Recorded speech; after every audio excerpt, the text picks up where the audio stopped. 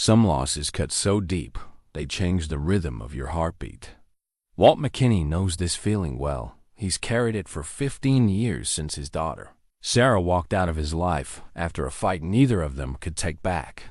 Now, at 64, living alone on his Nebraska farm with only his golden retriever Buddy for company, Walt has accepted that some bridges can't be rebuilt. His wife Margaret passed 2 years ago, taking with her any hope of reconciliation. But when Buddy starts digging obsessively in the same spot near the barn, Walt discovers a buried tin box that changes everything. Inside are dozens of letters from Sarah, letters she wrote years ago, filled with love and apologies he never received. His wife had hidden them, believing she was protecting him. Now Walt faces a heartbreaking truth. The silence between him and his daughter was built on secrets, not stubbornness. What will he do now that he knows his daughter never stopped trying to come home? Before we jump back in, tell us where you're tuning in from. And if this story touches you, make sure you're subscribed, because tomorrow I've saved something extra special for you.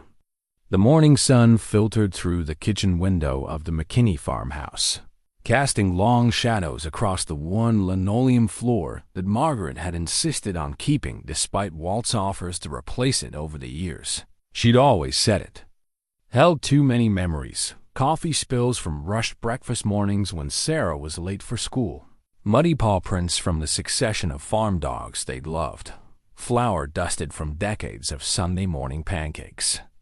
Now those memories felt both precious and painful, like everything else in the house that had once been filled with laughter. Walt stood at the kitchen sink, washing his single coffee cup with the methodical care of a man who had learned to stretch small tasks to fill empty hours. The ritual had become sacred to him. The precise temperature of the water, the exact amount of dish soap, the careful drying with the blue check towel that Margaret had embroidered with tiny yellow flowers during one of her crafting phases. It was the same towel she'd used to dry Sarah's tears when she'd fallen off her bicycle at age 7. The same one that had wiped flour from their daughter's nose when she'd helped bake Christmas cookies. The wedding ring on his left hand caught the morning light, a simple gold band that he'd worn for 38 years. Even though Margaret had been gone for 2 years now, he couldn't bring himself to remove it. The tan line beneath had long since faded, but the habit remained. Sometimes he caught himself turning it when he was deep in thought, a gesture that Margaret used to tease him about. "You're thinking too hard again, Walt," she'd say, reaching over to still his hands with her own. But he padded into the kitchen, his golden coat catching the sunlight and his tail wagging with the eternal optimism that only dogs seem to possess. At 8 years old, he moved with the dignity of middle age but retained the enthusiasm of a puppy when it came to their morning routine. Walt had found him at the local animal shelter 3 years ago, a year after Margaret's diagnosis, when the silence in the house had become so profound that even the ticking of the grandfather clock in the hallway seemed too loud. "Morning, boy," Walt murmured, scratching behind Buddy's ears in the exact spot that made the dog's back leg twitch with pleasure. "Ready for breakfast?" Buddy's response was a gentle woof and a dance toward his food bowl, a ceramic dish decorated with painted bones that Sarah had bought for their previous dog, Rex, during one of her last visits home. Walt had saved it through 2 dogs now, unable to throw away anything that carried even the faintest echo of his daughter's presence in the house. As Buddy crunched his kibble, Walt stepped onto the wraparound porch that his grandfather had built. In 1952, the McKinney farm stretched out before him in rolling waves of green pasture and golden cornfields, a testament to 4 generations of careful stewardship. His great-grandfather had homesteaded this land in 1889, building the original farmhouse with his own hands and dreams of creating something lasting for his family. Walt's grandfather had expanded it, his father had modernized it, and Walt had maintained it with the quiet pride of a man who understood that some things were worth preserving. The morning air carried the scent of freshly cut hay from the Johnson farm next door, and the faint sweetness of honeysuckle that grew wild along the fence line. It was the same view that had greeted him every morning for 64 years, first as a boy running barefoot through the tall grass, then as a young man bringing Margaret home as his bride, and later as a father watching Sarah learn to walk. On these same wooden planks, he could still see her at 3 years old, tottering across the porch in her yellow sundress, arms outstretched for balance, Margaret hovering nervously nearby while he encouraged her to take just one more step. Those had been the golden years, before life became complicated by adolescence and college and the careful navigation of adult relationships, before the argument that had driven her away and the stubborn pride that had kept them apart. Walt had been the principal of Millbrook High School for 32 years before his retirement, a position that had given him insight into the complex dynamics of family relationships. He'd counseled countless parents through difficult times with their children, offering wisdom about patience and understanding and the importance of keeping communication open. The irony wasn't lost on him that he'd been unable to apply those same principles to his own family when it mattered most. The argument with Sarah had been about her choice to pursue veterinary medicine instead of returning to help with the farm. Walt had spent years preparing her to take over the operation, teaching her about crop rotation and animal husbandry, sharing the stories and traditions that had been passed down through generations. When she announced during her sophomore year of college that she wanted to become a veterinarian instead, he felt as though she was rejecting everything he'd tried to give her. The words he'd spoken in anger still echoed in his memory with perfect, painful clarity. He'd accused her of being selfish, of abandoning her family's legacy for her own ambitions. He'd questioned whether all the sacrifices he and Margaret had made for her education had been worth it if she was just going to turn her back on them. Sarah had fired back with equal fury, calling him controlling and narrow-minded, saying she couldn't live her life according to his expectations. Margaret had tried to mediate, but the damage was done.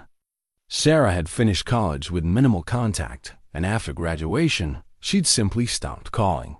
Walt's pride had prevented him from reaching out first, and as the months turned to years, the silence had calcified into something that felt permanent. Margaret had mentioned receiving a Christmas card here and there, always with Sarah's new address, always suggesting they should call. But Walt had convinced himself that if Sarah truly wanted reconciliation, she would make the first move. Now, standing on the porch in the quiet morning light, Walt wondered how many opportunities for healing had passed them by. Margaret had never stopped believing that they would work things out eventually. "She's your daughter," she'd say whenever the subject came up. "Blood runs deeper than pride, Walt. You'll see." But Margaret's optimism had died with her, and Walt had been left with nothing but regret and the growing certainty that some mistakes were too big to fix.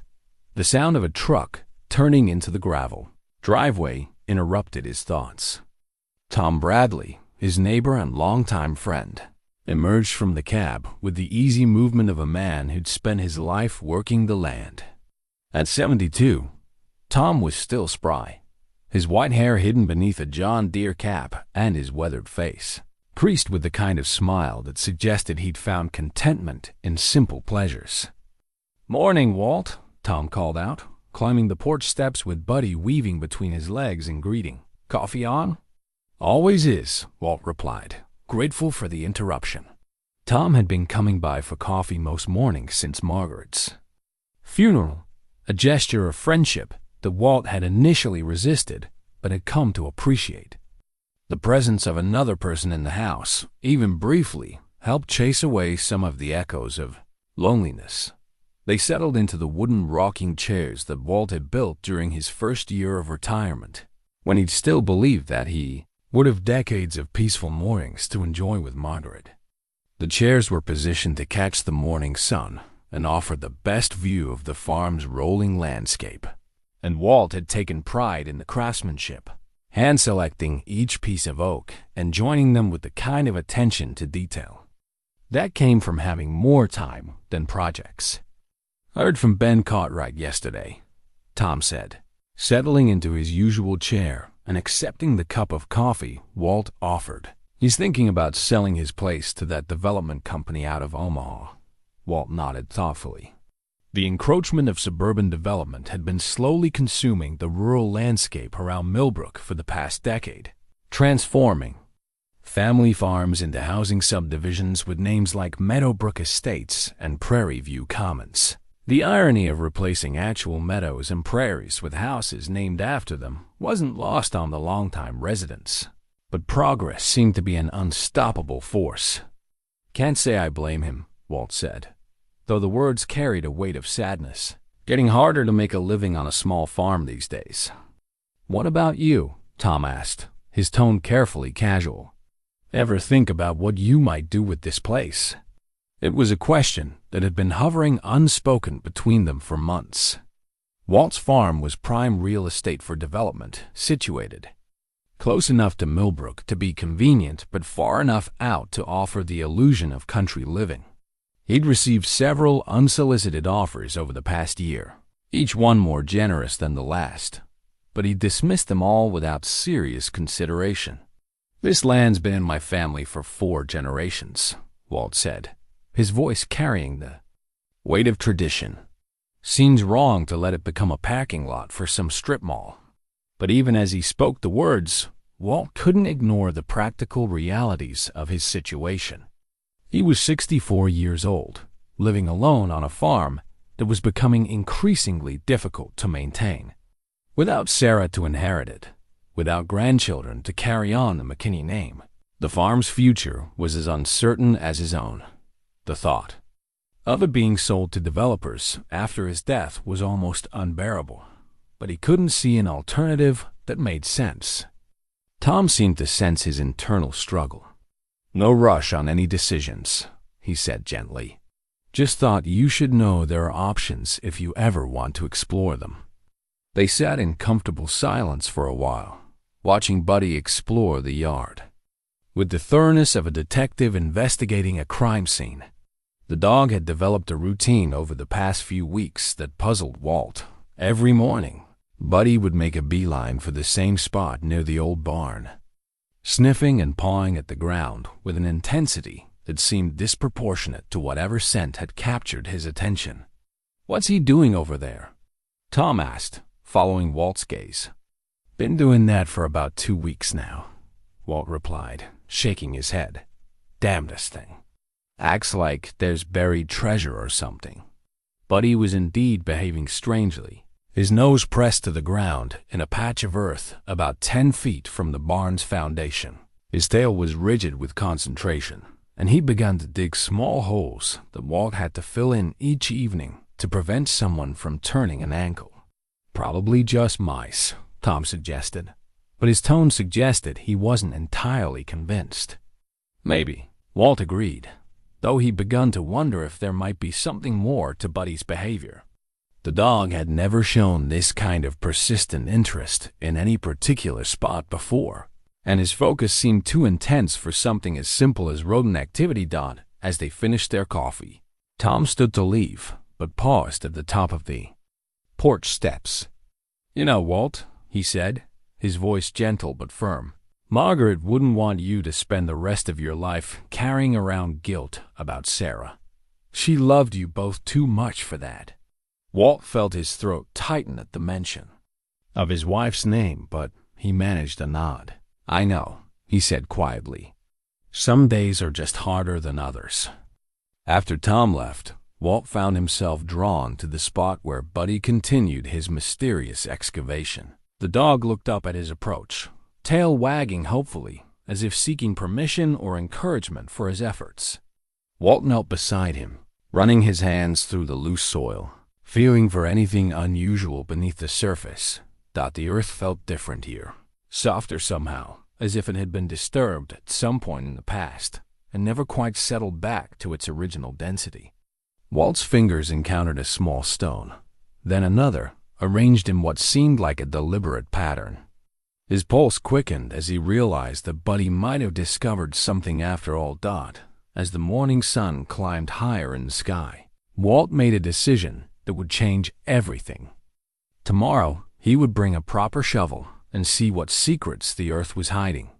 For now, though, he was content to sit in the grass beside his faithful companion, both of them staring at the ground as if it might reveal its mysteries through patience alone. The farm stretched out around them in all its familiar beauty, a testament to the generations of McKinneys who had called this place home. But for the first time in years, Walt felt as though something was about to change, as if the very ground beneath his feet was preparing to give up a secret that had been waiting decades to be discovered. The next morning arrived with the kind of crisp clarity that made everything seem possible.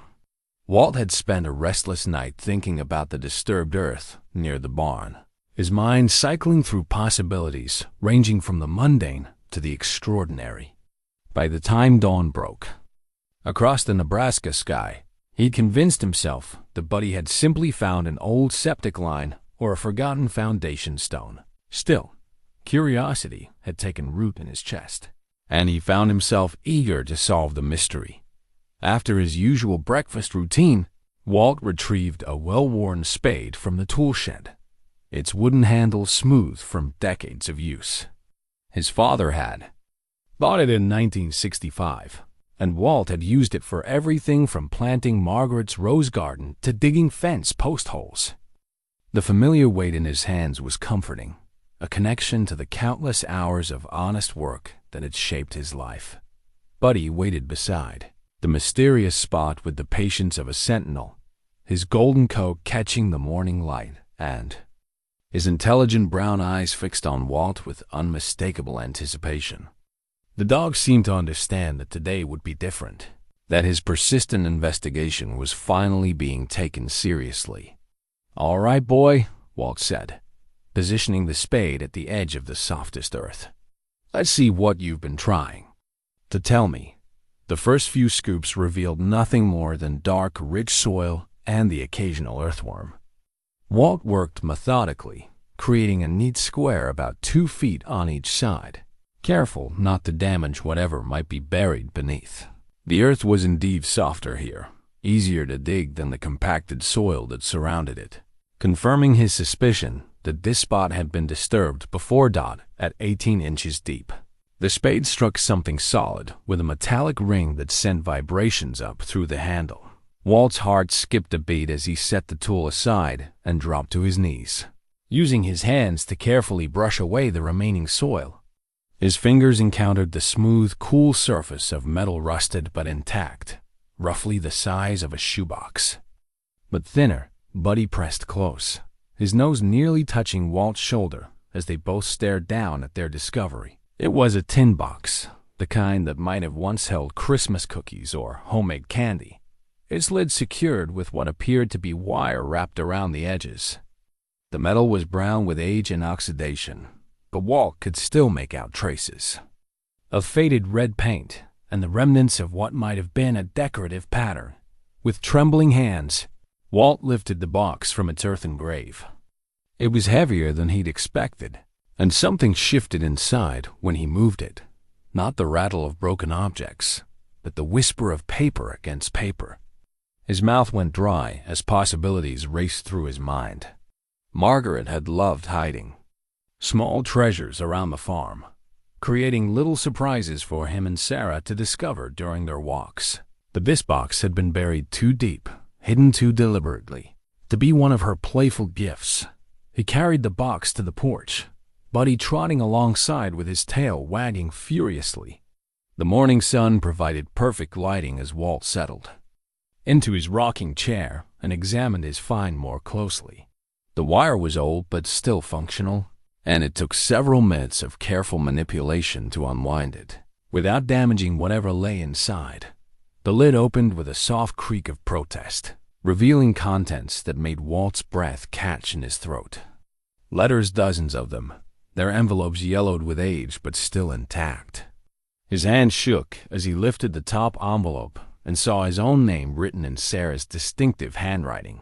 The letters formed with the careful precision she'd learned in Mrs. Henderson's third-grade class. The postmark was dated just 4 months after Sarah had left home for the last time. Walt's vision blurred as the full implications hit him like a physical blow. These were letters from Sarah, letters he'd never received, never even known existed. His daughter had been writing to him, trying to reach out, attempting to bridge the gap that pride and stubbornness had created between them. And somehow, these letters had ended up buried in the ground instead of in his hands. With fingers that felt disconnected from his body, Walt opened the first envelope. The letter inside was written on lined notebook paper, the kind Sarah had used throughout high school, and her words seemed to leap off the page with an immediacy that made his chest tight. "Dear Dad," it began, and Walt had to stop reading to wipe his eyes. "I know you're probably still angry with me, and I don't blame you. I said some terrible things the last time we talked, things I've regretted every day since. I was scared and confused about my future, and I took that fear out on you when all you were trying to do was help me understand my choices." The letter continued for 3 pages, filled with apologies and explanations and expressions of love that Walt had never heard. Sarah wrote about her struggles in veterinary school, her fears about disappointing him, and her desperate wish that they could find a way back to each other. She talked about missing their Saturday morning pancakes and their long walks through the cornfields, about wanting to share her successes and failures with the father who had always been her hero. Walt read the letter twice before moving to the next one, then the next. Each envelope revealed another piece of his daughter's heart, another attempt to rebuild the bridge between them.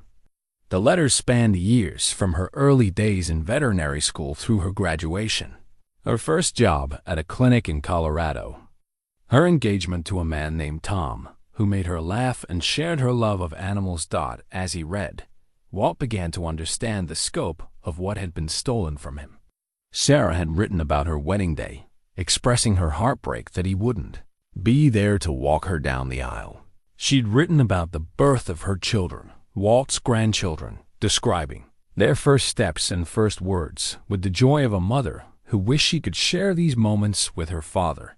She'd written about difficult times too, moments when she needed parental guidance and support, times when his experience and wisdom might have made all the difference.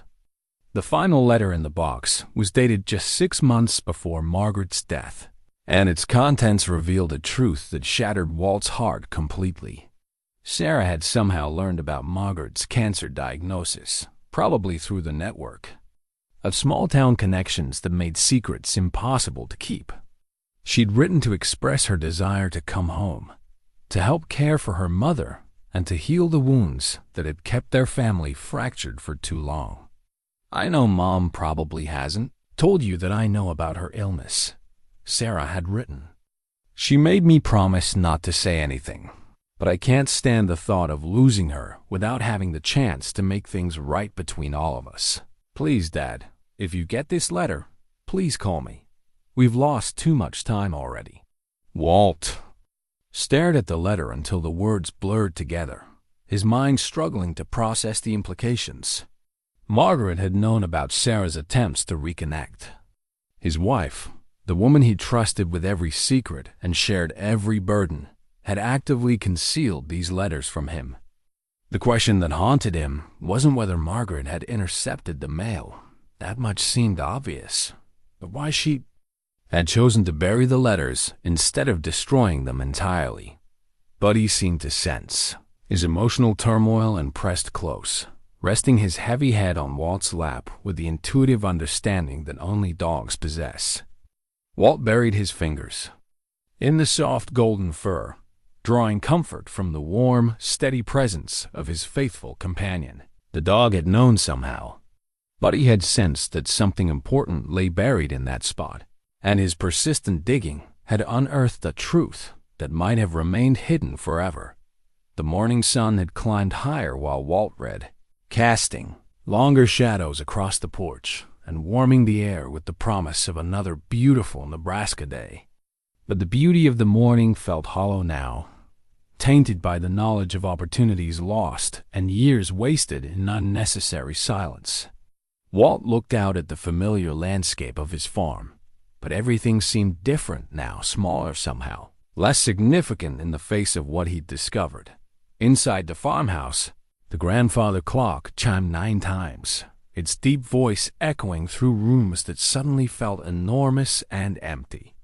Walt thought about the countless mornings he'd spent in these chairs, drinking coffee and watching the sunrise, never knowing that evidence of his daughter's love lay buried just 50 yards away. He thought about Margaret, sitting beside him, during her final months, carrying the weight of this secret while pretending that everything was normal. The anger would come later, Walt knew.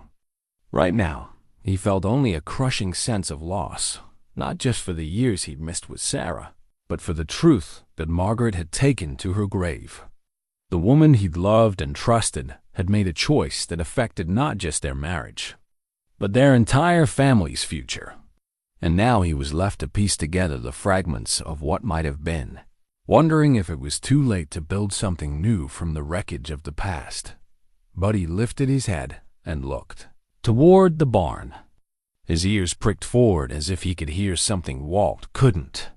For a moment, Walt imagined he could hear it too. The echo of Sarah's voice calling across the years. The sound of forgiveness waiting to be claimed. The whisper of hope that even the deepest wounds could heal if tended with enough love. And Patience thought Walt spent the rest of the morning on the porch, reading through Sarah's letters in chronological order, each one a window into a life he should have been part of, but had missed entirely. By the time he finished the last letter, his coffee had grown cold, and Buddy had settled into a patient vigil beside his chair, occasionally lifting his head when a car passed on the distant county road. The letters painted a picture of a young woman struggling to balance her dreams with her love for family, someone who had never stopped hoping for reconciliation despite years of silence from home. Walt learned that Sarah had graduated summa cum laude from veterinary school, just as he'd always known she would. Her professors had praised her natural ability with animals and her dedication to their care, qualities that Walt recognized as extensions of the compassion she'd shown even as a child.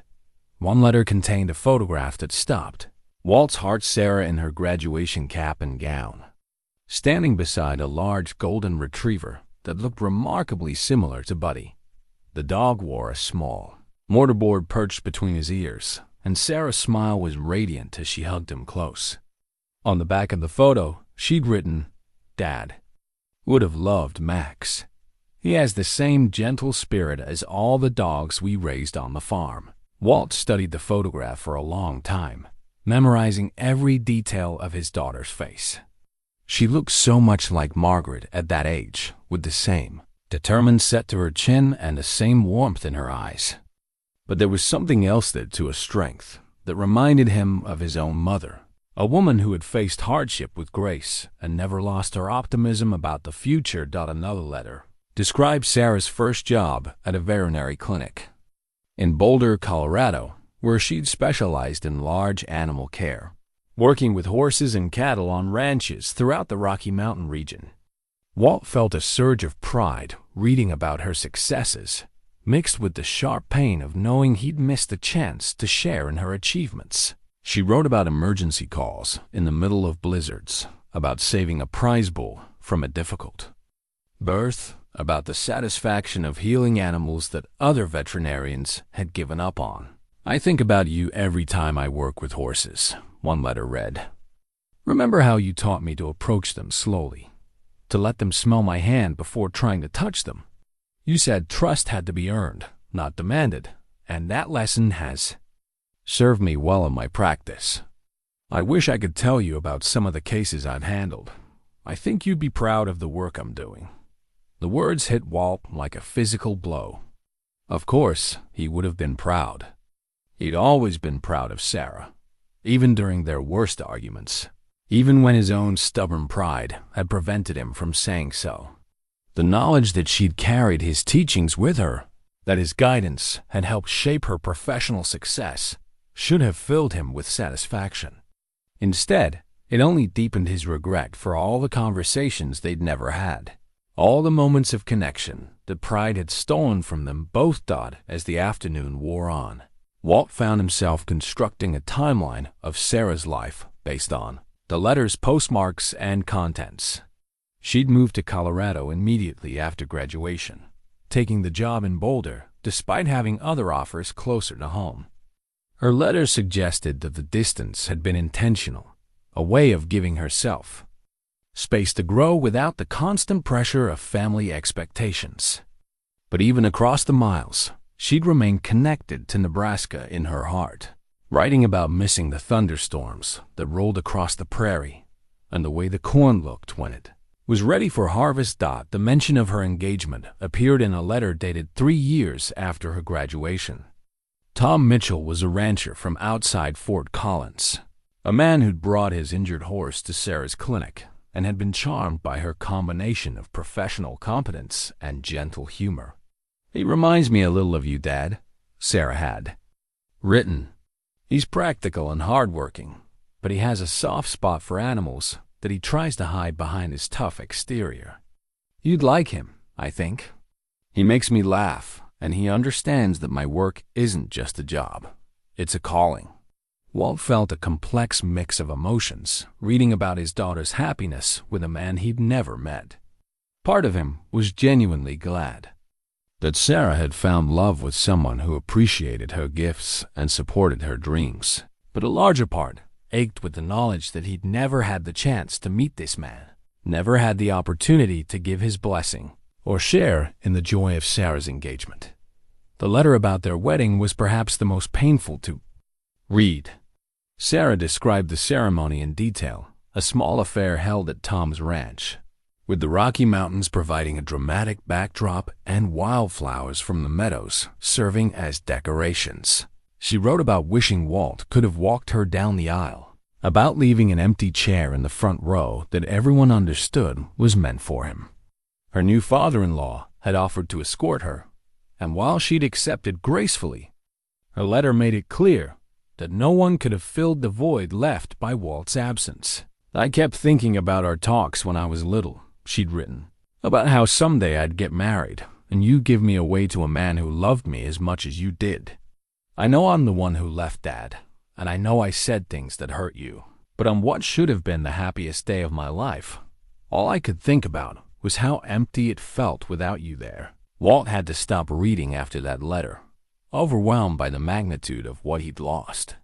He walked to the edge of the porch and stared out at the fields that had been his life's work, trying to process the reality that his daughter had built a beautiful life without him. The farm that had once seemed like the center of the universe now felt isolated and small, a fortress of pride that had protected nothing and preserved only loneliness. When he returned to the letters, Walt discovered that Sarah's attempts to reconnect had continued even after her marriage. She'd written about buying a small ranch near Fort Collins, about her plans to expand her practice to include a clinic on the property where she could care for both large and small animals. Her letters described the land with the eye of someone who'd been raised on a farm, noting the quality of the soil and the potential for sustainable grazing. Walt recognized his own influence in her observations, the knowledge he'd passed down about reading the land and understanding its possibilities. The final letter of the early period, written 2 years after her wedding, contained news that stopped Walt's heart entirely. Sarah was pregnant, expecting her first child in the spring. She wrote about her excitement and fears, about wanting to create a stable, loving home for her children, and about hoping they would someday have the chance to know their grandfather. "I think about Mom's stories of your patience when I was little," the letter read, "about how you'd spend hours teaching me to fish, even though I was more interested in watching the minnows than catching anything bigger. I hope I can be half as good a parent as you were, and I hope that somehow, someday, you'll get to meet your grandchildren. They're going to need all the love and wisdom our family can offer." Walt closed his eyes and tried to imagine the grandchildren he'd never met, tried to picture what they might look like, whether they'd inherited Sarah's gentle way with animals or shown an interest in the land that had shaped their mother's childhood. The thought of children growing up without knowing their grandfather, of stories and traditions that would die with him if he didn't find a way to bridge the gap, was almost unbearable. The letter containing Sarah's wedding invitation was tucked between two others, its formal cream-colored envelope standing out among the everyday stationery she'd used for most of her correspondence. Walt's hands trembled as he opened it, revealing an invitation that had been meant for him and Margaret 15 years ago. Mr. and Mrs. Walter McKinney, it read in elegant script, are cordially invited to celebrate the marriage of their daughter, Sarah Elizabeth McKinney, to Thomas James Mitchell. The date was set for June 15th, a Saturday that Walt remembered for its perfect weather, sunny and warm with just enough breeze to make it comfortable. He'd spent that day working in the garden, trying not to think about what his daughter might be doing, telling himself that her choices were her own responsibility. Now he knew that she'd been walking down an aisle without him, exchanging vows with a man Walt had never met, celebrating the most important day of her life while wishing her father was there to share it. The invitation included a handwritten note on the back. "Dad, I'm sending this even though I know you probably won't come. But I need you to know that you're welcome here, that there will always be a place for you in my life if you want it. I love you, Sarah." Walt read the note 3 times before setting the invitation aside, his vision blurred by tears he hadn't allowed himself to shed in years. The formality of the invitation contrasted sharply with the raw emotion of Sarah's personal message, creating a heartbreaking juxtaposition between the celebration she was planning and the pain she was carrying. He could picture her at her kitchen table, writing those words with careful deliberation, hoping against hope that he might surprise her by showing up despite everything that had happened between them. The next several letters chronicled the early years of Sarah's marriage and the birth of her children. Walt learned that his first grandchild, a daughter named Emma, had been born on a snowy March morning after 18 hours of labor. Sarah's description of holding her daughter for the first time was filled with wonder and exhaustion, but also with a poignant wish that her parents could meet the newest member of their family. "She has your eyes, Dad," Sarah had written. The same blue-gray color that Mom always said reminded her of storm clouds over the prairie. "When she looks at me, I see so much intelligence and curiosity there, and I can't help but think about all the things you could teach her. You always had such patience with children, such a gift for helping them see the world in new ways. I wish Emma could experience that gift." 2 years later, a son named Jake had joined the family, and Sarah's letters became filled with stories of childhood, adventures and milestones that Walt should have witnessed firsthand. She wrote about Emma's first words, which included horse and puppy before mama or daddy, suggesting that she'd inherited the family's affinity for animals. Jake, meanwhile, showed an early fascination with machinery and tools, taking apart everything he could reach and trying to reassemble the pieces with the determined focus of someone born to understand how things worked. "Jake reminds me so much of you at that age," one letter read. Tom brought home an old radio that had stopped working, and Jake spent an entire afternoon examining every component with a magnifying glass, asking questions about what each part was supposed to do.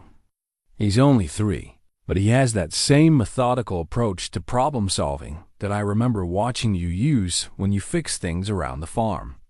I tried to explain how you taught me to think through problems step by step, but I realized how much I'd forgotten, how many lessons I wish I could share with them." The letters revealed that Sarah had kept many traditions from her childhood, adapted for her new life in Colorado. She wrote about teaching Emma and Jake to plant a vegetable garden, using the same techniques Walt had taught her about spacing and companion planting. She described family camping trips in the mountains, where she'd pass on the outdoor skills she'd learned during their weekend adventures on the Nebraska plains. Most touchingly, she'd started a tradition of weekend pancakes, trying to recreate the Saturday morning ritual that had been such a special part of her own childhood. "I can make them taste almost right," she'd written, "but they're missing something essential. I think it's the stories you used to tell while we ate, the way you describe what you had planned for the day or share memories of your own childhood on the farm." The pancakes were never really about the food.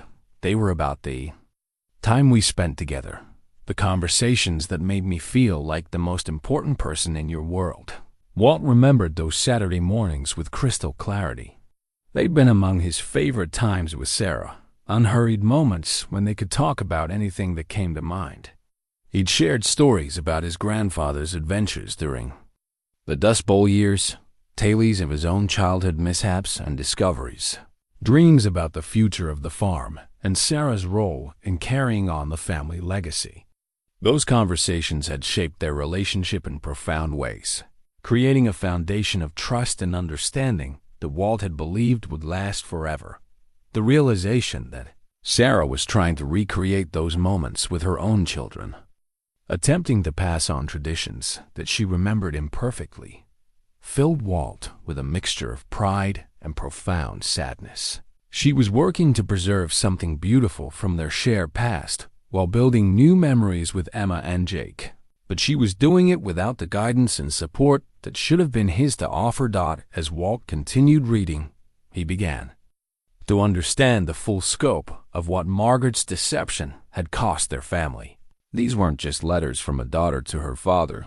They were chronicles of a life being built, mile markers of growth and change that he should have been witness to, celebrations and struggles that he should have shared.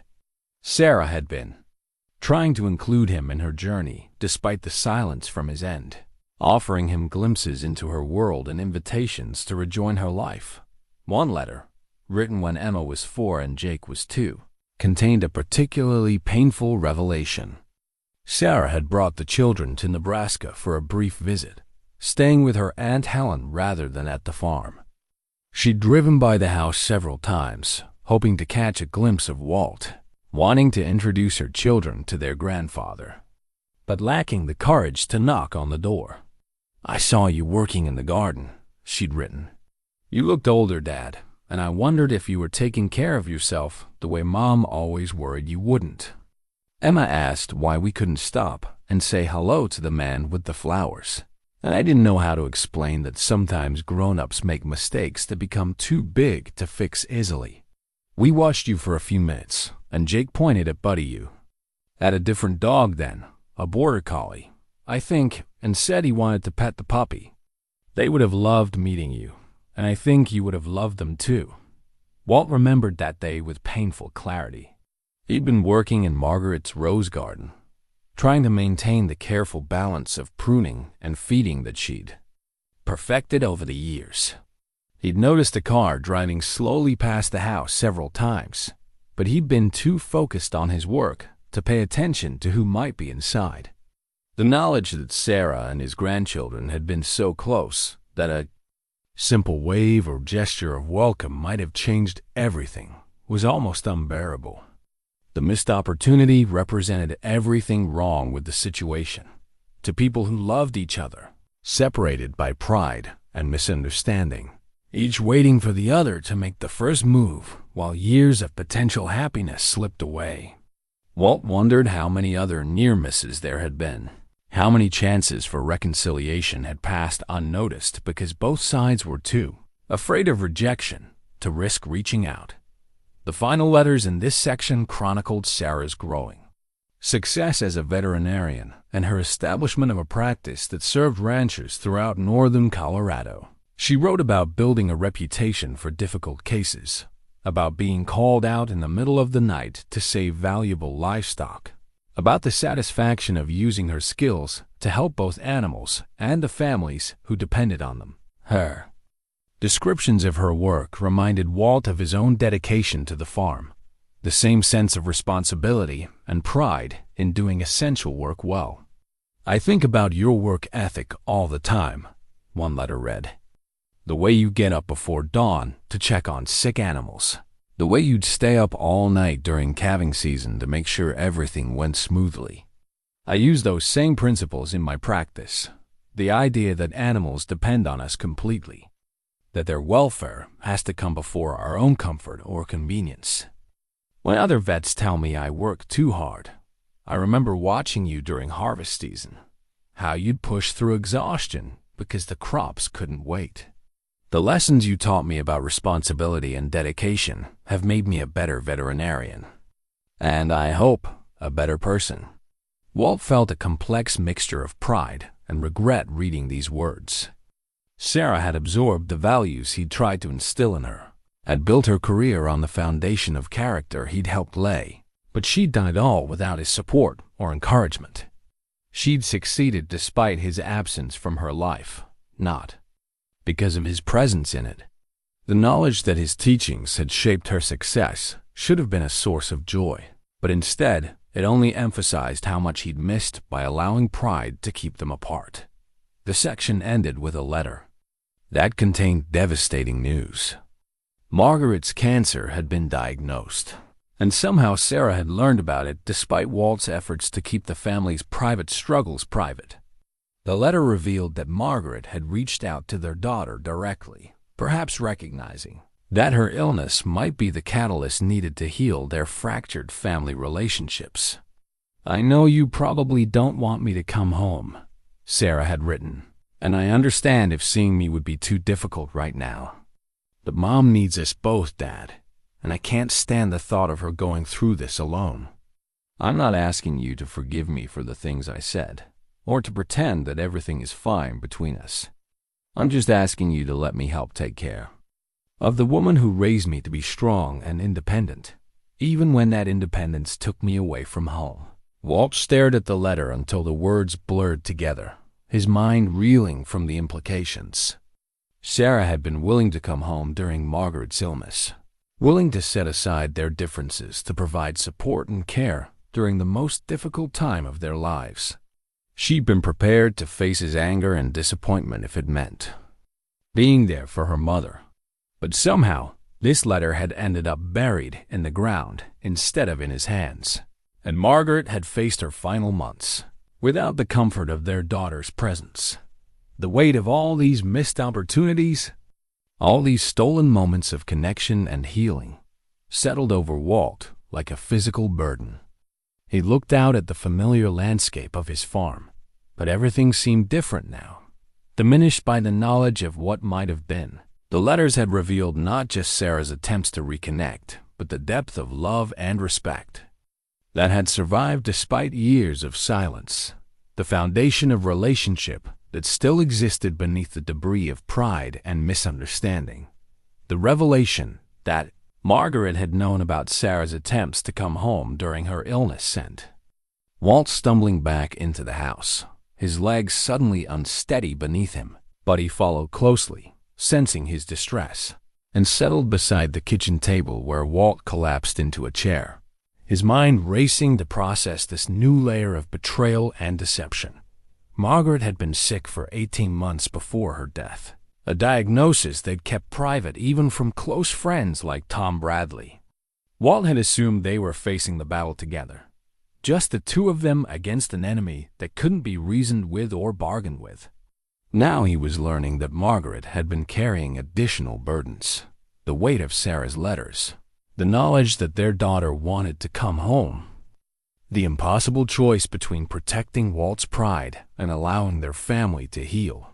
With shaking hands, Walt began searching through Margaret's belongings for any clues that might explain her motivations. Her desk in the study had remained untouched since her death, a shrine to the organized efficiency that had characterized her approach to everything from household management to community volunteer work.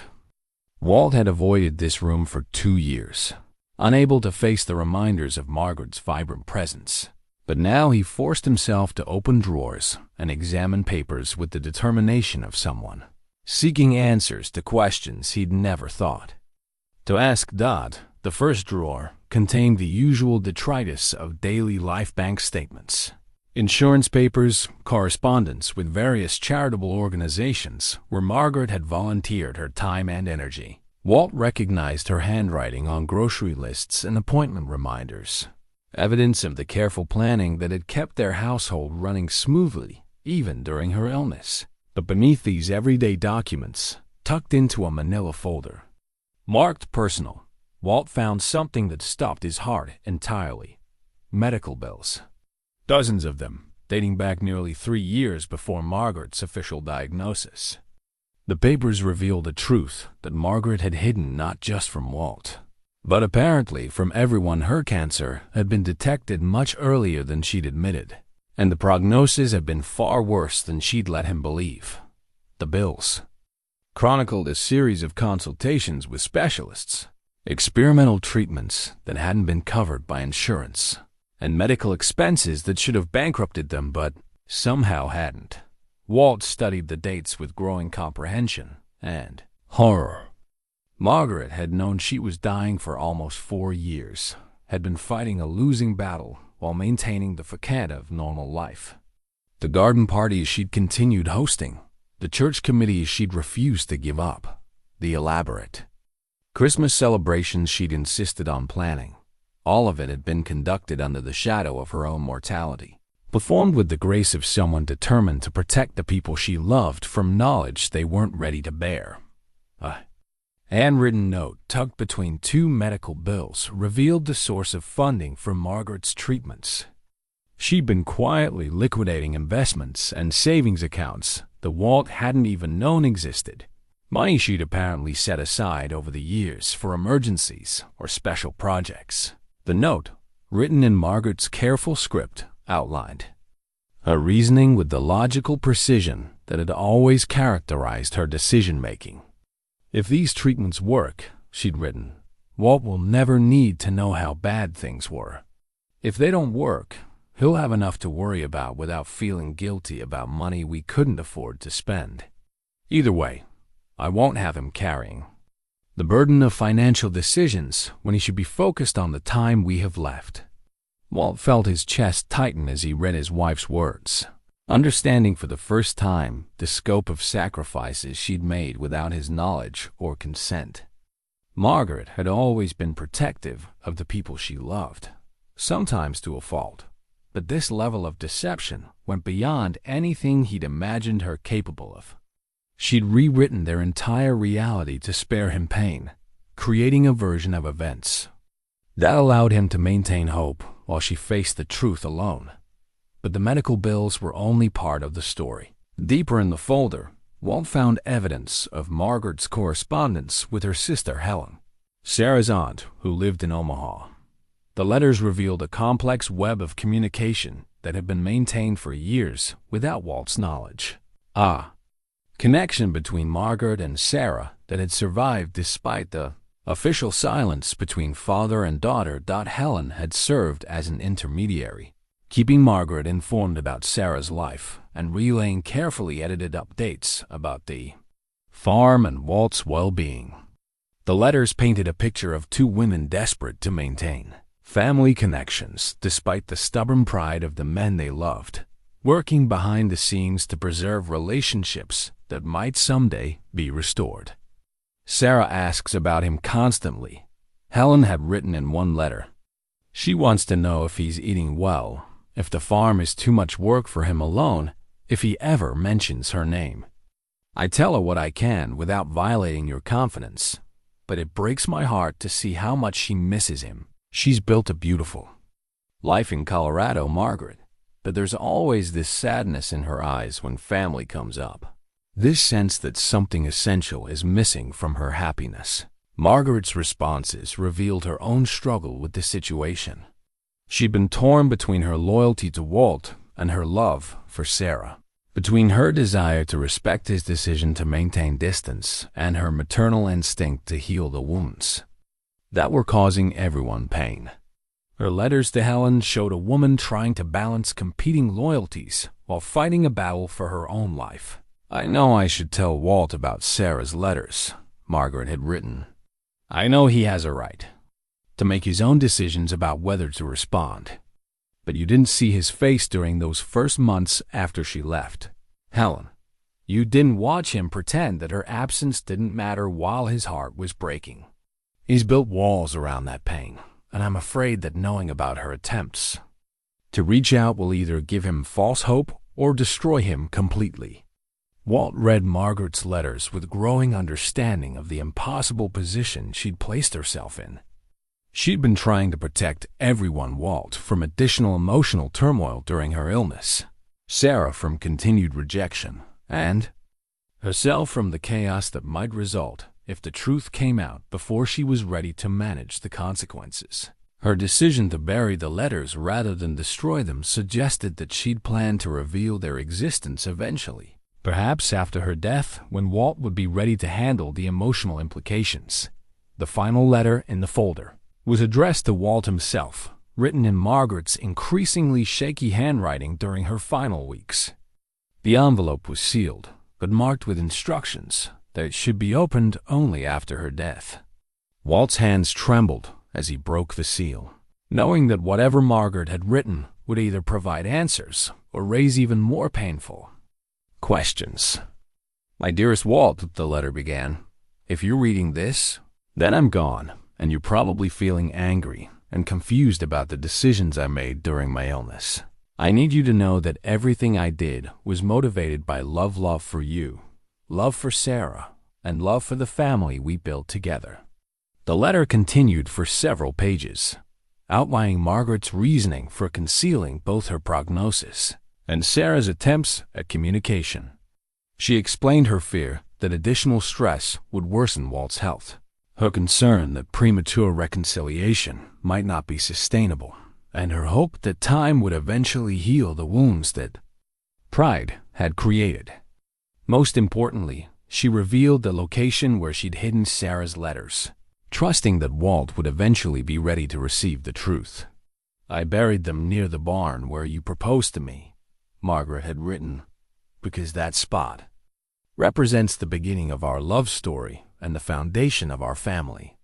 I hoped that someday, when you were ready to forgive both Sarah and yourself, you might find them and understand that love persists even when communication fails. Muddy knows where they are. I made sure of that. Dogs understand love better than people sometimes, and I knew he would lead you to them when the time was right." Walt sat in Margaret's study for hours, reading her final letter multiple times as the afternoon sun traced its path across the floor. Each reading revealed new layers of his wife's carefully constructed plan, her attempts to orchestrate healing and reconciliation from beyond the grave. The letter concluded with practical information: Sarah's current address, her veterinary practice details, and phone numbers that Margaret had kept current through her correspondence with Helen. "I know you'll be angry with me," Margaret had written in her closing paragraphs, "and I accept that anger as the price of the choices I made. But I also know that you love Sarah more than your own pride, and I pray that knowledge will give you the courage to reach out to her now that you understand the truth. She never stopped loving you, Walt, not for a single day. And she's raised two beautiful children who deserve to know their grandfather before it's too late." The weight of this revelation settled over Walt like a physical presence. Margaret had orchestrated everything but his presence at the exact spot where the letters were buried. The dog's persistent digging that had finally revealed the truth, even the timing of the discovery. She'd understood Walt well enough to know that he would need time to grieve her loss before he could handle the complex emotions that Sarah's letters would bring. 2 years had passed, just enough time for the sharpest edges of grief to soften into something manageable. Alongside the awe at Margaret's foresight came waves of anger and betrayal that Walt struggled to process. His wife had made fundamental decisions about his life without his consent, had crafted an elaborate deception that affected not just their marriage but their entire family's future. She'd robbed him of years with his daughter and grandchildren, stolen opportunities for healing and connection that could never be recovered. The fact that her motivations had been loving didn't diminish the magnitude of what her Choices had cost them all. Walt's first instinct was to call Tom Bradley, to share this burden with someone who had known both families for decades and might offer perspective on the situation. But as he reached for the phone, he hesitated. Margaret had kept these secrets for years, and her final letter had been addressed to him alone. Perhaps she'd intended for him to work through the implications privately before involving others in the family drama. Instead, Walt found himself reaching for the Veterinary Association directory that he'd discovered among Margaret's papers. The Colorado Veterinary Medical Association listed Sarah's practice Mountain View Animal Hospital in Fort Collins, along with her professional credentials and specializations. Seeing his daughter's name in print, her achievements documented in official language, made her success feel real in a way that the letters hadn't quite accomplished. Dr. Sarah McKinney Mitchell, DVM, specializing in large animal medicine and emergency veterinary care. The listing included her education at Colorado State University, her board certifications, and her membership in several professional organizations. Walt felt a surge of pride reading about her accomplishments, mixed with regret that he'd missed the chance to support her through the challenges of building a practice and establishing a reputation in a competitive field. The directory also included a small photograph, the first image Walt had seen of Sarah as an adult. She looked confident and professional in her white coat, standing beside a horse that gazed at her with the trusting expression that animals reserve for people they instinctively understand. Her face had matured since the wedding photo hidden in the letters, but Walt could still see traces of the little girl who had followed him around the farm, asking endless questions about everything from crop rotation to why the sky changed colors. At sunset, as evening approached, Walt made a decision that surprised him with its clarity. He needed to know more about Sarah's current life before attempting contact. Needed to understand what kind of woman she'd become and what kind of world he might be entering if he chose to reach out. The internet in Margaret's study was rarely used. She'd maintained it primarily for managing their financial accounts, but Walt managed to navigate to the website for Mountain View Animal Hospital. The practice's homepage featured a rotating gallery of images showing Sarah at work examining horses in pastures with mountain views, performing surgery on a Great Dane, teaching a young girl how to properly hold a rabbit. Each photograph captured her in moments of professional competence and genuine care for the animals under her supervision. Walt studied her face in these candid shots, looking for traces of the daughter he remembered and finding them in her expressions of concentration and compassion. The website's About Our Team section included a brief biography that filled in gaps the letters had left. Sarah had indeed married Tom Mitchell, a third-generation rancher whose family had worked the same land for over a century.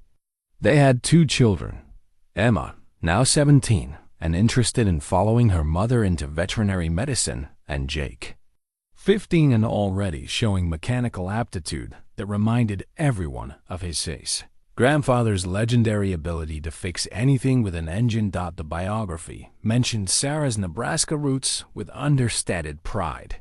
Dr. Mitchell grew up on a family farm in Nebraska, where she developed her love of animals and her understanding of agricultural life.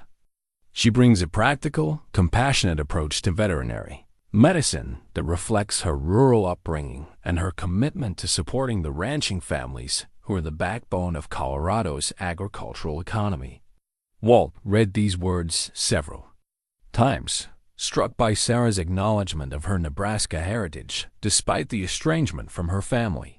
She hadn't tried to erase her past or distance herself from the values he taught her. Instead, she built on that foundation, using the lessons learned on the McKinney farm to create something beautiful and meaningful in her new life. The practice's newsletter archive revealed additional details about Sarah's work and interests.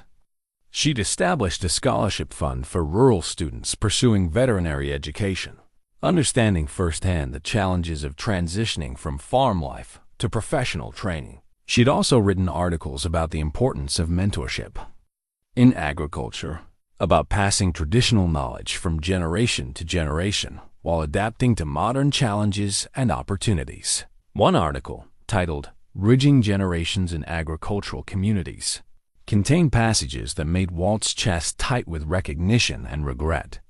Sarah wrote about the tension between honoring tradition and embracing change, about the difficulty of maintaining family connections when career paths diverge from expectations, and about the importance of finding ways to preserve valuable knowledge even when it takes new forms. Some of our most important teachers may never see the full impact of their lessons, she'd written.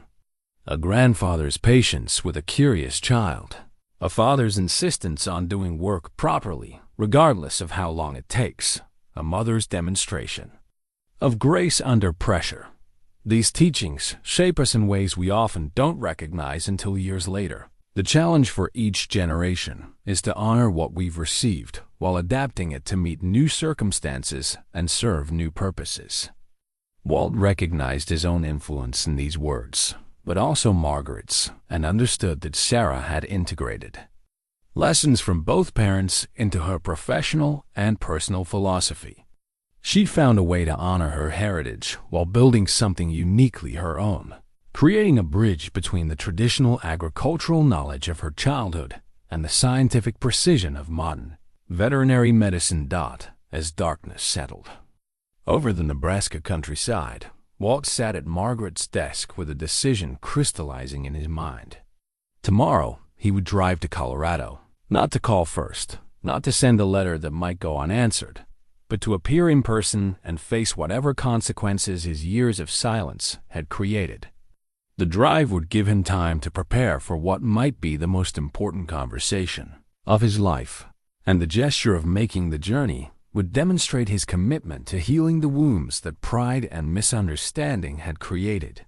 But first, he needed to make peace with Margaret's memory and his own anger about the choices she'd made.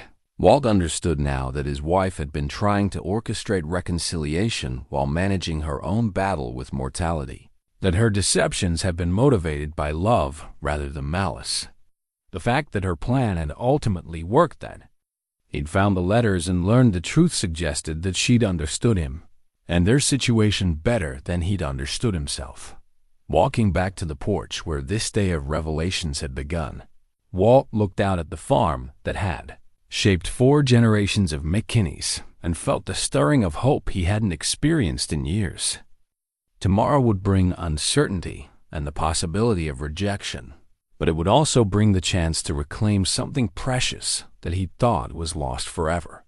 Walt woke before dawn the next morning, his mind already racing with plans for the drive to Colorado. He'd spent most of the night alternating between excitement and terror, imagining dozens of different scenarios for his reunion with Sarah. But as he prepared coffee in the pre-dawn darkness, a nagging thought pulled him toward the mailbox at the end of the driveway, something he'd been neglecting in his grief-induced isolation. The metal box was stuffed with the usual collection of bills, advertisements, and local newsletters that had accumulated over the past week. Walt had been collecting mail sporadically since Margaret's death, often letting it pile up for days before forcing himself to sort through the mundane correspondence that seemed so pointless in the face of his loss. But this morning, something different caught his attention, a cream-colored envelope addressed in handwriting that made his heart stop. Sarah's name was written in the return address corner, her distinctive script unchanged, despite the years that had passed since he'd last seen it.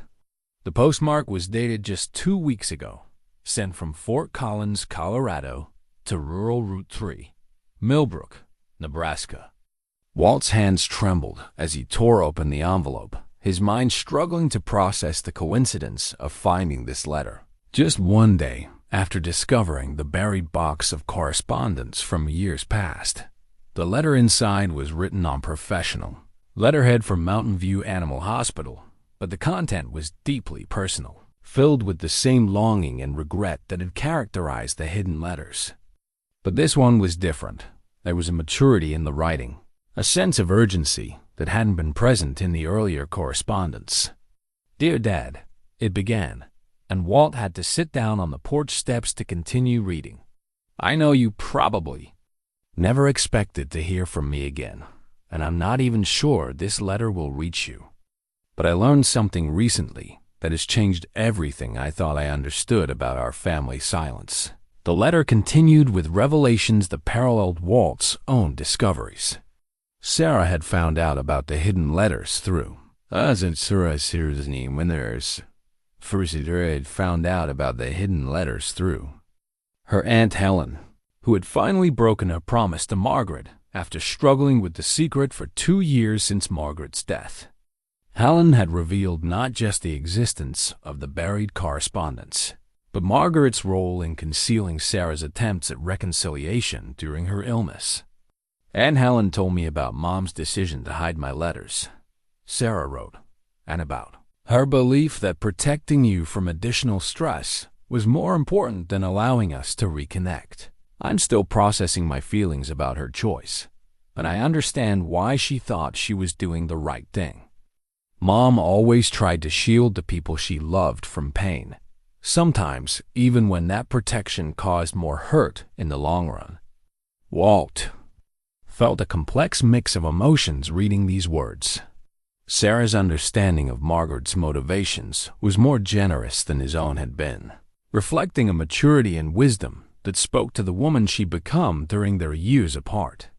But there was also pain in her writing, the accumulated weight of years spent believing her father had rejected her repeated attempts at reconciliation. The letter revealed that Sarah had been planning a trip to Nebraska for months, waiting for the courage to make contact and hoping to find some way to bridge the gap between them. She'd driven past the farm several times over the years, just as she had when the children were young, but had never found the strength to approach the house directly. Margaret's death had intensified her desire for reconnection while simultaneously removing the person who might have facilitated their reunion. I've been thinking a lot about forgiveness lately, Sarah continued, both asking for it and offering it. I know I said terrible things the last time we spoke, Dad, and I know my decision to leave must have felt like a rejection of everything you tried to teach me. But I need you to know that leaving home was never about rejecting you or the values you instilled in me. It was about finding my own way to honor those values while building a life that felt authentic to who I was becoming. The letter included updates about her children that filled gaps the old correspondence had left.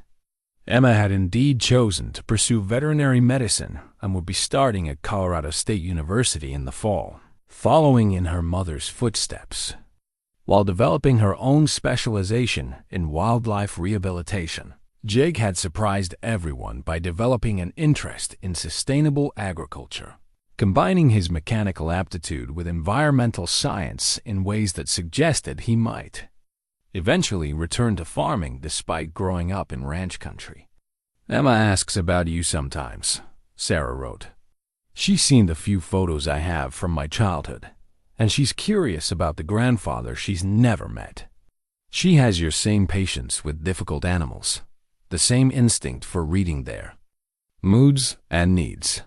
Jake has your hands, Dad, those same long fingers that were so good at fixing things and so gentle with frightened creatures. They're both good kids, and I think you'd be proud of the people they're becoming. The most surprising revelation came in the letter's final paragraphs. Sarah was planning to attend a veterinary conference in Omaha the following month, her first trip back to Nebraska in over a decade. She'd arranged to visit Helen while she was in the state, but more importantly, she decided to drive past the farm one more time, hoping to find the courage to stop and attempt a conversation. I know I don't have the right to expect forgiveness after so many years of silence, she wrote, and I know that showing up unannounced might not be fair to either of us, but I'm tired of living with regret, Dad, and I'm tired of wondering what might have been if we'd been brave enough to swallow our pride and reach out to each other. I'll be driving through Millbrook on Sunday, June 15th, exactly 15 years after my wedding day. If you're willing to see me, I'll be at the end of our old driveway at 2 p.m. If you're not ready, Or if too much has happened for us to find our way back to each other, I'll understand. But I had to try one more time. Walt read the date twice before the full significance hit him. June 15th was only 4 days away. Sarah had been planning this visit for weeks, gathering courage for a reunion that might heal their relationship or confirm that too much damage had been done for a pair. The timing felt like Providence, or perhaps like Margaret's final gift orchestrating events so that father and daughter would be ready to face each other at exactly the right moment. The letter concluded with a phone number and an address, along with an invitation that made Walt's eyes blur with tears. If you get this letter and want to talk before Sunday, please call me. I know it's been a long time, and I know we'll both be nervous, but I'd love to hear your voice again. If you decide you're not ready to see me, please just know that I love you, Dad, and that I'm proud to be your daughter, regardless of how complicated our relationship has become. Walt sat on the porch steps until the sun was fully up, reading Sarah's letter multiple times and trying to process the magnitude of what had just unfolded. In the space of 24 hours, he discovered not only that his daughter had been trying to reach him for years, but that she was planning to visit in just 4 days.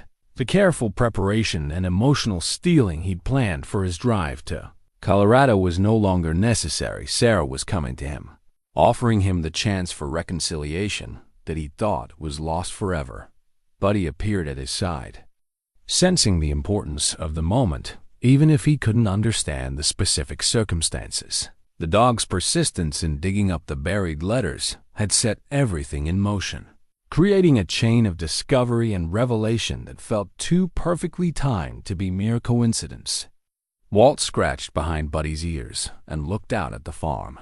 That had been his life's work, understanding that Sunday would either mark the beginning of a new chapter in the McKinney family story or provide the closure that 15 years of silence had failed to achieve. The decision facing him now wasn't whether to make a difficult journey to an uncertain reception in Colorado, but whether he was ready to open his heart to the possibility of forgiveness and healing right here on the land where it all began. Sarah was offering him exactly what he'd spent 2 years learning to want, and all he had to do was find the courage to say yes. Walt spent Thursday morning in a state of nervous energy that reminded him of the days before Sarah's birth, when anticipation and anxiety had created a restlessness that no amount of farm work could settle. He'd already decided to call Sarah. The thought of waiting until Sunday without any communication felt unbearable, but the actual act of dialing her number required a courage he wasn't sure he possessed. The phone number on her letter was for the veterinary clinic, and Walt found himself rehearsing different approaches as he worked through his morning routine. Should he identify himself immediately, or would that shock be too much for a professional environment? Should he ask to speak with her privately, or would it be better to simply state his purpose and let her decide how to handle the call? Each scenario he imagined seemed fraught with potential for misunderstanding or awkward silence, but he seemed to sense his agitation and remained close throughout the morning, offering the steady companionship that had become Walt's anchor during difficult times.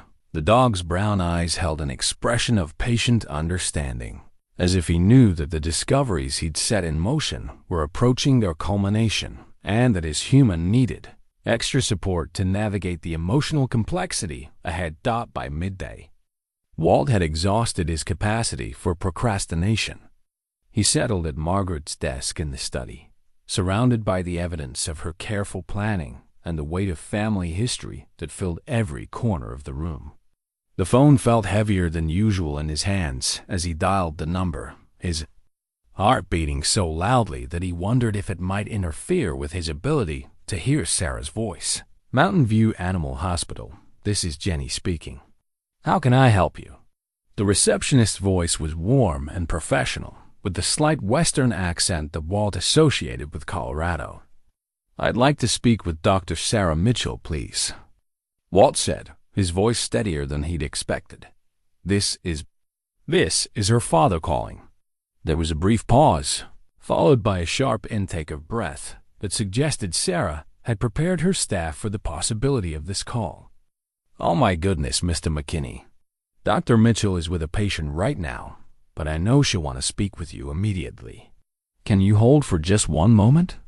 The wait felt eternal, though Walt's watch indicated only 90 seconds had passed before he heard footsteps approaching the phone and a voice that transported him instantly back to Sarah's childhood. "Dad." The single word carried 15 years of hope and uncertainty, love and loss, regret and longing.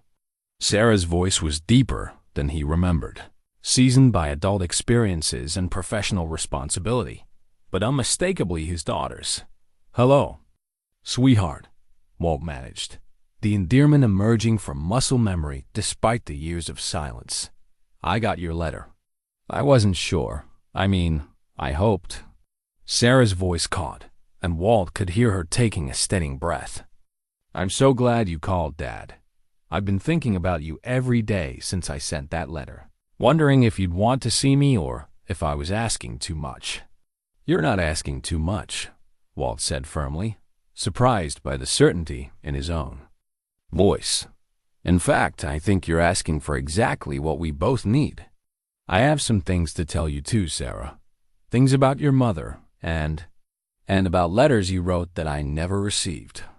The conversation that followed was awkward and emotional, punctuated by long pauses and careful exchanges of information. Walt explained about finding the buried tin box, about Margaret's hidden illness and her decision to conceal Sarah's attempts at communication. Sarah shared her own recent discoveries through Helen, her years of wondering why her letters had gone unanswered, and her growing understanding of the complex motivations that had shaped their family silence. "I'm not angry with Mom," Sarah said when Walt finished explaining Margaret's final letter. I am, but I also understand why she thought she was protecting us. She always tried to spare us from pain, even when that protection created different kinds of hurt." "I've been angry," Walt admitted. "Angry at her for making those choices without me. Angry at myself for being too proud to reach out. Angry at the whole situation for stealing 15 years from our family. But reading your letters, learning about the life you've built, and the woman you've become, I'm mostly just proud, Sarah, and sorry. So very sorry for all the time we've lost." They talked for over an hour, bridging years of silence with careful exchanges of information and tentative expressions of love that had survived despite the estrangement. Sarah described her children in detail, painting pictures of Emma's determination to become a veterinarian and Jake's surprising interest in sustainable farming techniques. Walt shared stories about the farm's changes over the years, about neighbors who had moved away and new developments that were slowly transforming the rural landscape they both remembered. "The kids want to meet you," Sarah said toward the end of their conversation. "Emma especially has been asking about you since she was old enough to understand that she had a grandfather she'd never met. And Jake. He has so many questions about farming and mechanics. Tom says he's exactly like you were at that age, taking apart everything he can get his hands on." "I'd love to meet them," Walt said, meaning it completely. "I've missed so much, Sarah. Birthdays and Christmas mornings, school plays and graduation ceremonies. I know I can't get those years back, but if you'll let me, I'd like to be part of their lives going forward." "I want that too, Dad, more than anything." They made plans for Sunday's visit, deciding that Sarah would come alone first, to allow for private conversation before introducing the complexities of extended family. If things went well, she would return the following weekend with Emma and Jake, giving Walt time to prepare emotionally for meeting his grandchildren, and allowing the young people to process the idea of suddenly having a grandfather in their lives. After ending the call, Walt sat in Margaret's study for a long time, processing the reality that Sunday would bring his daughter home after 15 years of absence. The anticipation was almost overwhelming, mixed with anxiety about whether they could truly bridge the gap that pride and misunderstanding had created. He'd heard forgiveness in Sarah's voice, but forgiveness was only the beginning of the healing process they would need to navigate together. The next 2 days passed in a blur of preparation and reflection. Walt found himself cleaning the house with an intensity that would have made Margaret proud, polishing furniture and washing windows that hadn't been properly maintained since her death. He wanted everything to be perfect for Sarah's visit, wanted the farm to look the way she remembered it from her childhood, rather than like the neglected property of a lonely widower. Tom Bradley stopped by Friday morning, ostensibly to check on the cattle, but clearly curious about Walt's unusually energetic activity around the farmhouse. When Walt explained about Sarah's impending visit, Tom's weathered face broke into the first genuine smile Walt had seen from him in months. "It's about time," Tom said simply. "Margaret always said you two would work things out eventually. She had more faith in the power of love than either of you did in yourselves." That afternoon, Walt drove into Millbrook to visit the hardware store and the small grocery market, picking up supplies and greeting neighbors who commented on his improved mood with the careful politeness of people who had watched him struggle through grief for 2 years. News traveled fast in small towns, and by evening several people had called to express their happiness about Sarah's homecoming, reminding Walt that his family's estrangement had been a source of community concern for years. Saturday morning brought a discovery that felt like Margaret's final gift. While cleaning out the closet in their bedroom, a task he'd been avoiding since her death, Walt found a wooden box tucked behind her winter coats.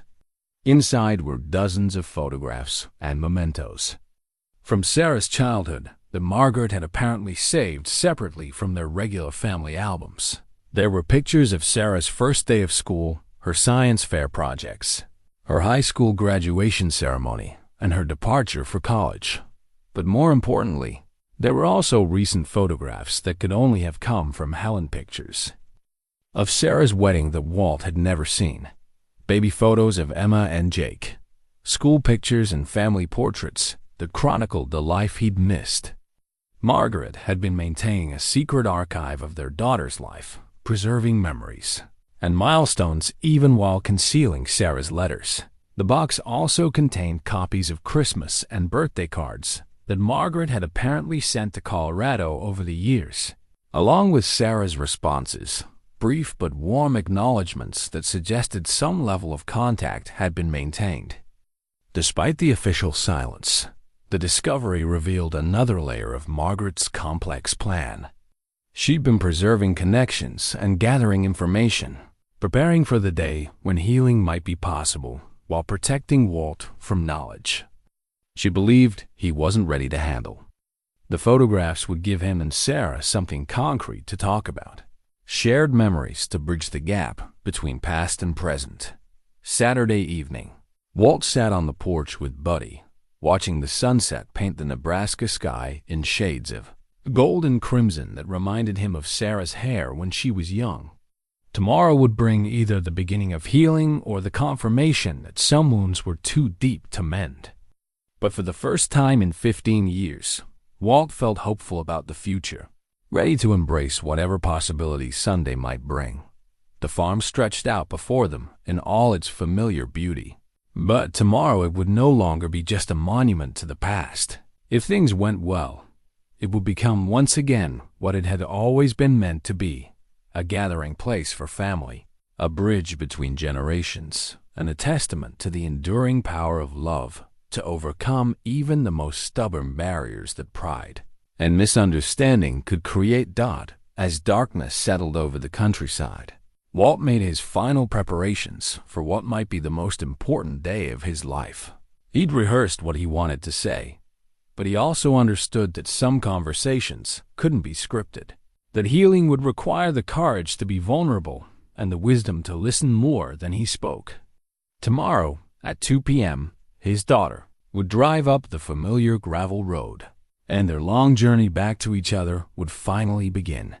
Sunday, Morning arrived with the kind of perfect Nebraska weather that felt like nature's blessing on important occasions. The sky was clear and blue, with just enough breeze to keep the temperature comfortable and set the tall grass dancing in waves across the pastures. Walt had been awake since before dawn, too nervous to sleep, but too excited to feel tired, moving through his morning routine with the mechanical precision of someone trying to maintain normalcy in extraordinary circumstances. By noon, he'd exhausted every possible preparation task and found himself sitting on the porch with Buddy, both of them staring down the gravel driveway toward the county road where Sarah's car would eventually appear. Walt had changed clothes 3 times, finally settling on the blue button-down shirt that Margaret had always said brought out his eyes, paired with his best jeans and the boots he'd polished to a shine that would have satisfied a drill sergeant. At 1:30, a car appeared in the distance, and Walt's heart jumped before he realized it was just Tom Bradley's pickup truck turning into his own driveway next door. The false alarm left him feeling simultaneously disappointed and relieved, grateful for a few more minutes to prepare, but anxious to get past the uncertainty of waiting. Buddy seemed to understand the significance of the moment and remained alert. Beside Walt's chair, his golden head raised and ears pricked forward, as if he too was watching for Sarah's arrival.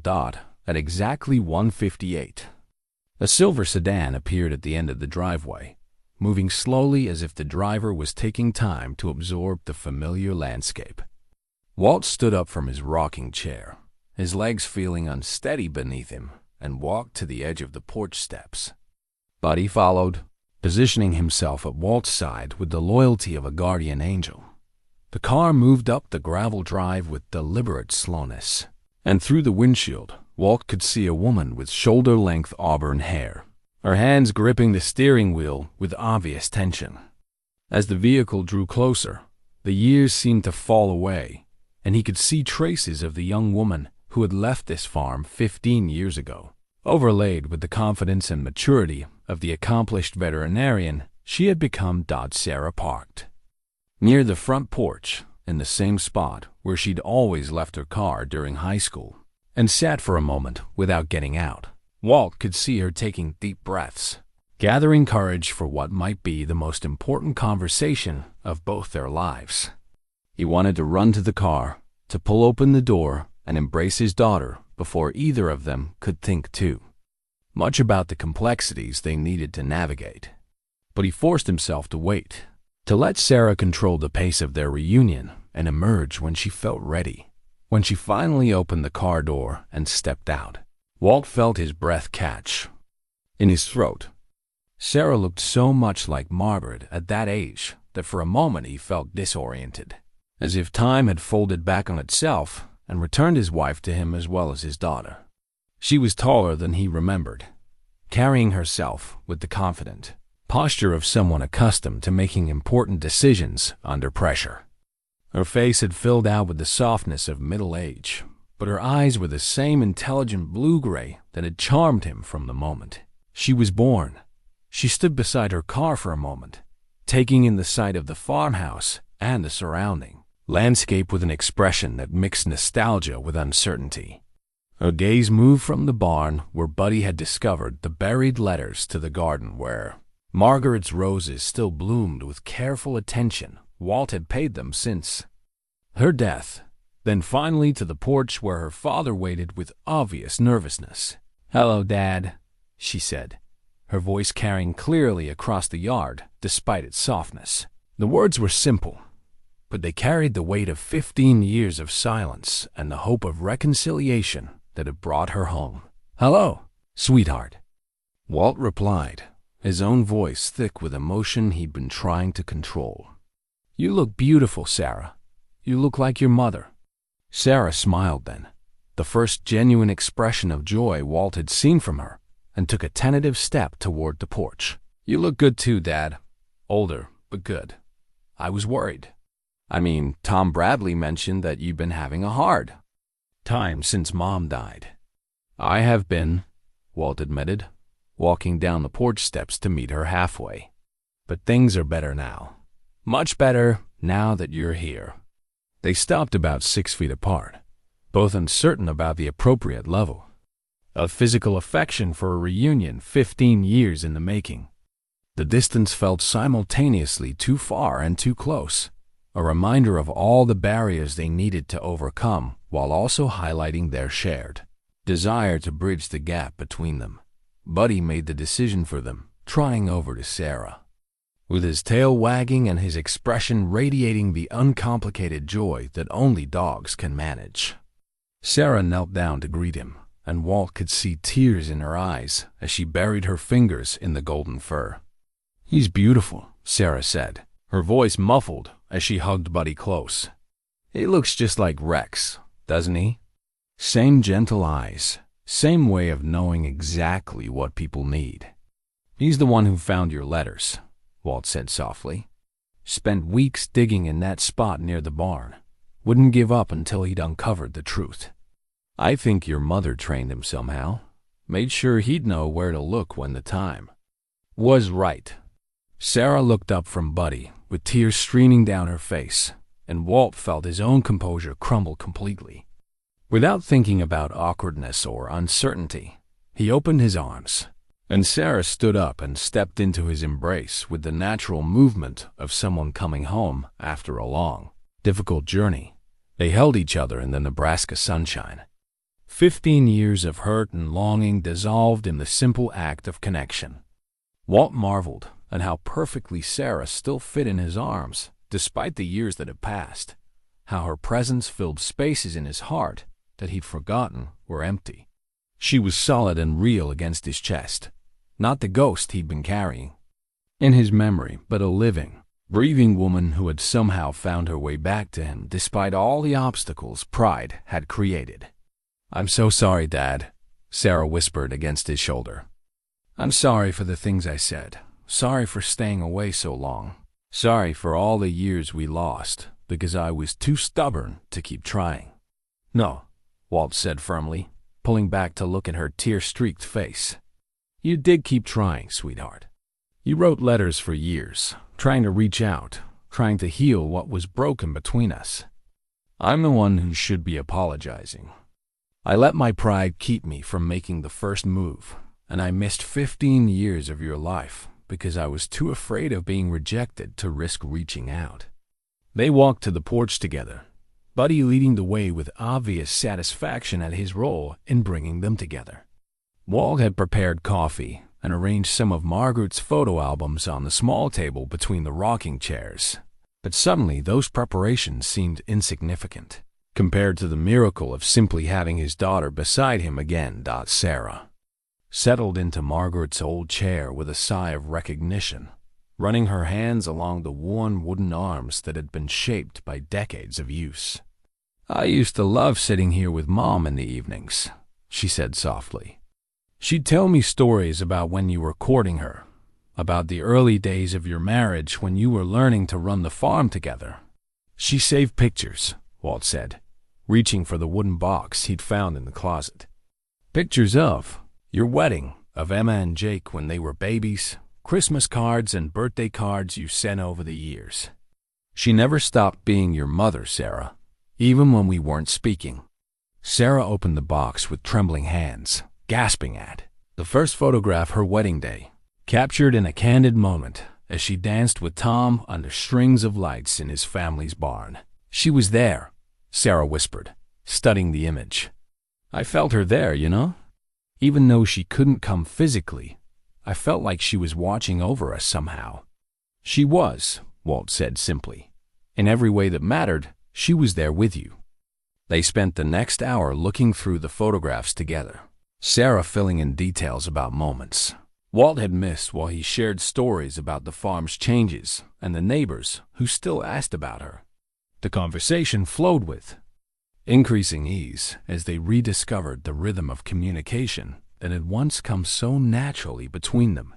When Sarah pulled out her phone to show him recent pictures of Emma and Jake, Walt felt his chest tighten with pride and regret. Emma looked so much like Sarah at that age, with the same determined expression and intelligent eyes. Jake had Walt's hands and his serious approach to examining mechanical objects, traits that were clearly genetic and had emerged despite never having met his grandfather. "They want to meet you," Sarah said, watching Walt study the pictures with obvious longing. "Emma especially has been asking about you since she learned about our phone call. She's studying for her veterinary entrance exams, and she has so many questions about animal husbandry and traditional farming methods that Tom can't answer." "I'd love to teach her," Walt said, meaning it completely. "I'd love to teach them both whatever they want to know. About farming, about fixing things, about the family history they've never heard." "Next weekend?" Sarah asked hopefully. "If this goes well, if we can find our way back to being father and daughter again. Would you like them to come with me next Sunday?" "Nothing would make me happier," Walt replied, understanding that he was being offered not just reconciliation with Sarah, but the chance to be a grandfather to children who had grown up without him, but somehow carried his influence in there. Genes and interests died as the afternoon sun began to sink toward the horizon, painting the farm in the golden light that made everything look like a Norman Rockwell painting. Walt realized that Margaret's carefully orchestrated plan had succeeded, beyond her wildest dreams. The buried letters had been found, the truth had been revealed, and healing had begun in exactly the spot where their love story had started 40 years ago.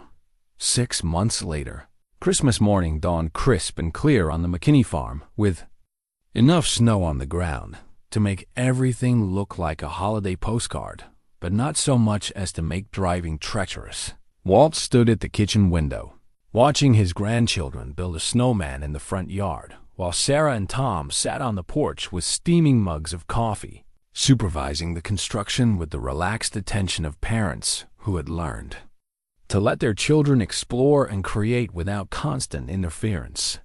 Emma, now 18 and in her first year of veterinary studies, had inherited not just Walt's patience with animals, but also his methodical approach to problem solving.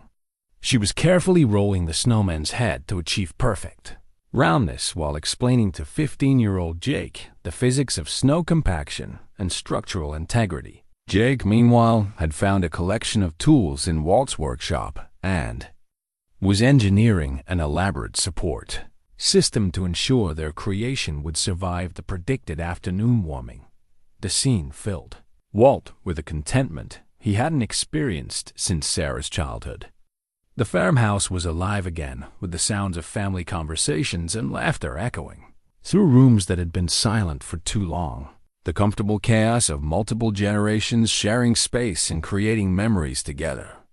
Margaret's china was set for 6 at the dining room table, with candles and her favorite Christmas tablecloth, creating the kind of formal celebration she had always insisted on for special occasions. Tom Mitchell had won Walt over completely during their first meeting 6 months ago, proving himself to be exactly the kind of man Walt would have chosen for his daughter if he'd been given the opportunity. He was practical and hardworking, with calloused hands that spoke of years spent caring for animals and land, but he also had a gentle humor that brought out Sarah's laughter and a respect for family traditions that made him fit seamlessly into the McKinney farm's rhythms. The reconciliation process hadn't been without its challenges. There had been difficult conversations about missed milestones and accumulated hurts, moments when old patterns of miscommunication threatened to recreate the walls that pride had built between them. But both Walt and Sarah had approached their healing with the same determination they brought to their professional lives, working through problems instead of around them, and building new foundations based on honest communication rather than assumptions and expectations. Emma had been particularly instrumental in the family's healing process. Her natural curiosity about veterinary medicine had given Walt a perfect avenue for sharing knowledge and building connections, while her easy acceptance of his presence in their lives had helped bridge the gap between past and present. She spent hours with him in the barn, learning about animal behavior and traditional farming, methods that complemented her formal education with practical wisdom that couldn't be found in textbooks. Jake's interest in sustainable agriculture had provided another unexpected bridge between generations. His mechanical aptitude reminded everyone of Walt's legendary ability to fix anything with an engine. But Jake was applying those skills to renewable energy systems and environmentally conscious farming practices that represented the future of rural life. Walt found himself learning from his grandson as often as he taught him, discovering that wisdom flowed both ways across the generations when people were willing to listen to each other. The farm itself had been transformed by the family's renewed presence. Sarah had established a satellite clinic in the renovated barn, providing large animal veterinary services to the local agricultural community, while giving Emma hands-on experience with cases she couldn't encounter in a university setting. Tom had implemented several sustainable farming practices on the land, working with Walt to modernize operations while maintaining the traditional values that had sustained the McKinney farm for 4 generations. Most importantly, the silence that had characterized the farmhouse for so many years had been replaced by the comfortable noise of family life. Buddy had gained a pack to care for, spending his days shuttling between family members and ensuring that everyone received appropriate amounts of canine attention and affection. A second golden retriever puppy, a Christmas gift from Sarah's clinic, had joined the household and was currently attempting to help with snowman construction by stealing carrots, intended for the creation's nose dot as Walt watched his family through the kitchen window. He thought about Margaret and the elaborate plan she had orchestrated to bring them all together.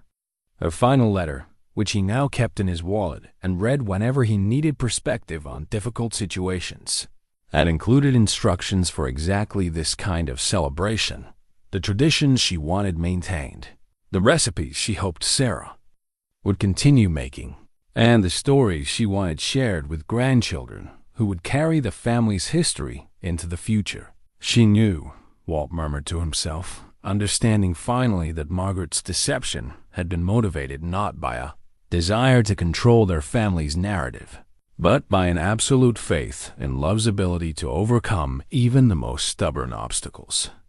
She had been willing to carry the burden of secrets and the weight of difficult decisions because she believed that healing would eventually triumph over pride, that family bonds would prove stronger than the misunderstandings that had temporarily fractured them. The sound of footsteps on the porch announced that the outdoor activities were concluding, and Christmas dinner was about to begin. Walt took one last look at the scene outside, his daughter and son-in-law laughing at something Jake had said, Emma carefully photographing their completed snowman, Buddy and the puppy wrestling in the snow with the joyful abandon that only dogs could manage, and felt a profound sense of gratitude for second chances and the mysterious ways that love could work through even the most unlikely circumstances. As the family gathered around Margaret's dining room table, Walt offered a prayer of thanksgiving that acknowledged not just the food they were about to share, but the journey that had brought them back together and the woman whose wisdom had made their reunion possible. Outside, snow continued to fall on the Nebraska farm that had been home to 4 generations of McKinneys, and would now welcome a 5th generation into its legacy of love, tradition, and the kind of stubborn faith that could move mountains or at least convince golden retrievers to dig in exactly the right spot at exactly the right time. The ending was also a beginning. Walt realized as Emma asked him to tell the story of how Buddy had found the buried letters. Some discoveries changed everything, and some loves were strong enough to survive any amount of time or distance or pride. All it took was the courage to believe that healing was possible and the wisdom to recognize miracles when they appeared. In ordinary packages, like letters in a tin box, or the persistent digging of a faithful dog, or the simple act of saying, "I'm sorry," and meaning it with all your heart.